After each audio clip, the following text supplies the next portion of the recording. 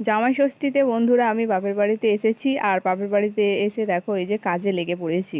তো প্রচুর এবছর তো প্রত্যেকটা গাছে প্রচুর আম হয়েছে, আর আমাদের বাড়িতেও প্রচুর আম। তো ভাবলাম যে এই আমগুলো এইভাবে নষ্ট না করে আমগুলোর একটা ব্যবস্থা করা যাক। সেই জন্য এই যে আমগুলো নিয়ে সকালবেলায় আমি বসে পড়েছি, মানে এটা জামাই ষষ্ঠীর পরের দিনই। আমি জামাই ষষ্ঠীর দিনই এসে ভেবে নিয়েছি যে আমগুলোর কালকের একটা ব্যবস্থা করব।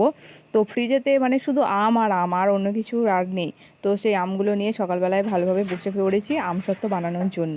আর এই আমগুলো এতটাই পাকা যে আমগুলো আমি আর সিদ্ধ করে নিইনি। শক্ত আম হলে সেগুলো সিদ্ধ করে নিয়ে আমের পাল্পগুলো বের করে নিতে হয়। তো যেহেতু এই আমগুলো নরম ছিল, তাই আমি ভালোভাবে ধুয়ে খোসা ছাড়িয়ে আমগুলো ভালোভাবে নিগড়ে নিগড়ে তার যে শাঁসগুলো সেগুলো বের করে নিয়েছি। তারপর কড়াইতে চিনির গুঁড়ো দিয়ে ভালোভাবে জাল দিয়ে অনেকটাই ছোট করে নিয়েছি।